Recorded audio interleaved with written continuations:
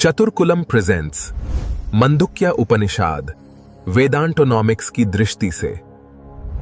नमस्ते। आज के इस एक्सप्लेनर में आपका स्वागत है। आज हम कोई भारी भरकम फिलॉसफी की बात नहीं करेंगे, बल्कि हमारी और आपकी रोजमर्रा की जिंदगी को एक बहुत ही प्राचीन चश्मे से देखने वाले हैं। एक ऐसी दुनिया जहां लगातार स्क्रीन्स चमक रही हैं, नोटिफिकेशंस बज रहे हैं और काम का कोई अंत नहीं है। हम अक्सर खुद को पूरी तरह से थका हुआ पाते हैं, राइट? लेकिन जरा सोचिए, क्या हो अगर हजारों साल पहले लिखे गए एक प्राचीन ग्रंथ में हमारे इस मॉडर्न स्ट्रेस को डिकोड करने की चाबी छिपी हो। आज हम बिल्कुल यही एक्सप्लोर करने वाले हैं। जरा एक पल के लिए सोचिए, क्या ऐसा हो सकता है कि दुनिया का सबसे छोटा उपनिषद मानव अस्तित्व का सबसे बड़ा रहस्य अपने अंदर समेटे हुए हो? हम बात कर रहे हैं मांडुक्य उपनिषद की। आपको जान के हैरानी होगी कि ये सिर्फ 12 श्लोकों जितना लंबा है, बस 12।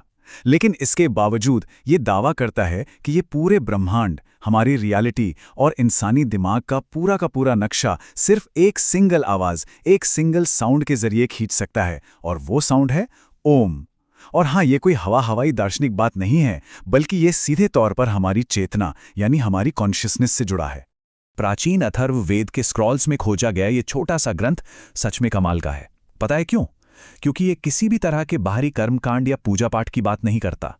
इसके बजाय ये सीधे हमारी अवेयरनेस का, यानी हम चीज़ों को कैसे एक्सपीरियंस करते हैं, उसका एकदम सटीक ब्लूप्रिंट हमारे सामने रख देता है। ये हमें ये नहीं सिखाता कि दुनिया में क्या काम करना है, बल्कि ये समझाता है कि हम दुनिया को किस नज़रिए से देखते हैं। फोकस पूरी तरह से हमारे दिमाग और उसके एक्सपीरियंस करने की कैपेसिटी पर है। तो सवाल यह है कि ये ग्रंथ हमारी अवेयरनेस को डिकोड कैसे करता है। दरअसल ये हमारे रोज के अस्तित्व को, हमारी पूरी जर्नी को चेतना की 4 अलग-अलग अवस्थाओं यानी 4 स्टेट्स ऑफ कॉन्शियसनेस में बांट देता है। सुबह आंख खुलने से लेकर रात के गहरे अंधेरे तक हम सभी अनिवार्य रूप से इन 4 स्टेट से होकर गुजरते हैं। तो चलिए, आज हम एक आम वर्किंग डे के नजरिए से इन चारों अवस्थाओं को समझने की कोशिश करते हैं। देखते हैं कि कैसे हमारा आज का ये मॉडर्न लाइफस्टाइल इस प्राचीन फ्रेमवर्क में एकदम फिट बैठता है। चलिए, दिन की शुरुआत करते हैं हमारी पहली अवस्था के साथ, जागृत अवस्था, जिसे वैश्वानर भी कहते हैं। यह हमारी वेकिंग स्टेट है, जब हम बाहरी दुनिया के साथ पूरी तरह से कनेक्टेड होते हैं। सुबह उठना, ऑफिस भागना, अनगिनत ईमेल्स का रिप्लाई करना और उन मीटिंग्स में बैठना जो शायद एक छोटे से मैसेज में भी खत्म हो सकती थीं।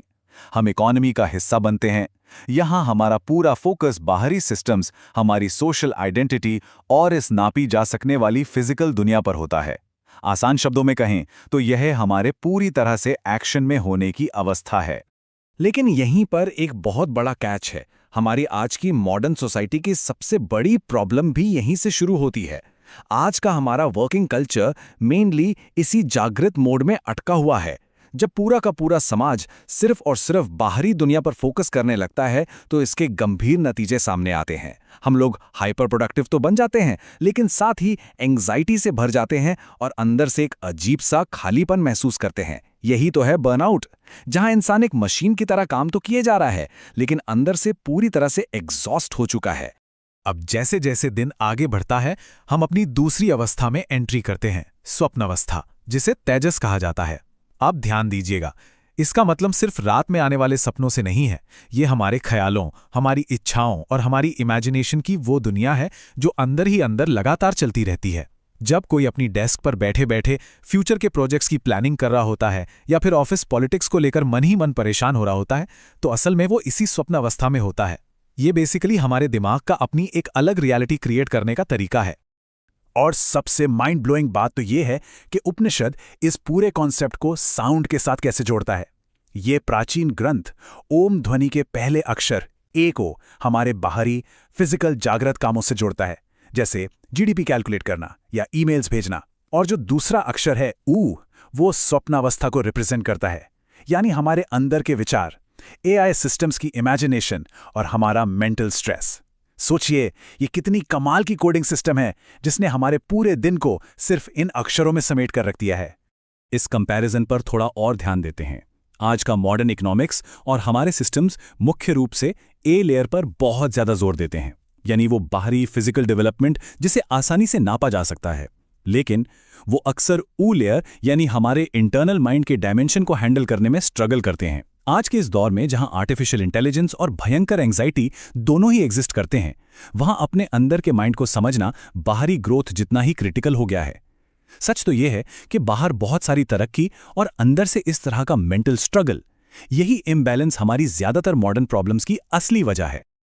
फिर रात आती है, जब दिन भर की थकावट पूरी तरह से हम पर हावी हो जाती है, तो हम तीसरी अवस्था में क्रैश कर जाते हैं, सुषुप्ति यानी गहरी नींद। ओम ध्वनि में इसे मां अक्षर से दर्शाया गया है। ये वो अवस्था है जहां कोई सपने नहीं होते, बाहरी दुनिया का कोई अता पता नहीं होता।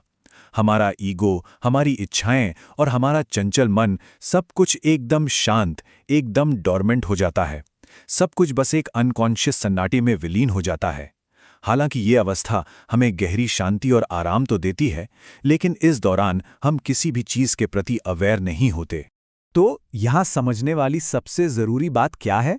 जब हम इन तीनों साउंड वेव्स ए, ऊ और म को एक साथ मिलाते हैं, तो ये मिलकर ह्यूमन एक्सपीरियंस का पूरा स्पेक्ट्रम बनाते हैं, जो कि है ओम। यह सिर्फ कोई साधारण सा मंत्र नहीं है, ये हमारी नापी जा सकने वाली रोजमर्रा की जिंदगी का एक कंप्लीट इक्वेशन है। बाहरी जागृत दुनिया, हमारे अंदर के ख्यालों की दुनिया और गहरी नींद का वो सन्नाटा, ये सब आपस में मिलकर हमारे संपूर्ण मानव अस्तित्व को बनाते हैं। लेकिन कहानी यहाँ खत्म नहीं होती। ए, ऊ और मां के पार एक और चीज है, वो सन्नाटा, वो साइलेंस जो ओम के उच्चारण के बाद आता है। इसे तुर्या कहते हैं। अब इसे ध्यान से समझिएगा, ये कोई चौथी अलग अवस्था नहीं है जिसमें हम जाते हैं, बल्कि ये वो प्योर कॉन्शियसनेस है, वो शुद्ध चेतना है जो बाकी तीनों अवस्थाओं के बैकग्राउंड में हमेशा मौजूद रहती है। ये सभी तरह की ड्युअलिटीज, विचारों और हमारी आइडेंटिटी से बहुत ऊपर है। ये एक तरह से वो स्क्रीन है जिस पर हमारे जागने, सपने देखने और सोने की पूरी फिल्म चल रही है। ये हमारी प्योर अवेयरनेस है। अब इस पूरी नॉलेज को सिर्फ एक थ्योरी बनाकर तो छोड़ नहीं सकते हैं ना, तो चलिए इसे अपनी डेली लाइफ में अप्लाई करके देखते हैं। मान लीजिए आपका लंच ब्रेक चल रहा है, तो हम एक छोटा सा अभ्यास कर सकते हैं। स्टेप 1, बस अपने आसपास के ऑफिस के शोर और हो रहे कामों को ऑब्जर्व कीजिए। ये आपकी जागृत अवस्था है। स्टेप 2, अब अपने मन के अंदर चल रही चैटर या उन विचारों को नोटिस कीजिए। ये आपकी स्वप्नावस्था है। और फाइनली स्टेप 3, इन बाहरी और अंदरूनी आवाजों के बीच जो सन्नाटा है उसे महसूस कीजिए और कुछ पल उसी में टिके रहिए। बस यही तुर्या की एक छोटी सी झलक है। जब हम उस अंदरूनी साइलेंस को ढूंढ लेते हैं, तो दिमाग में एक गजब की क्लैरिटी आती है।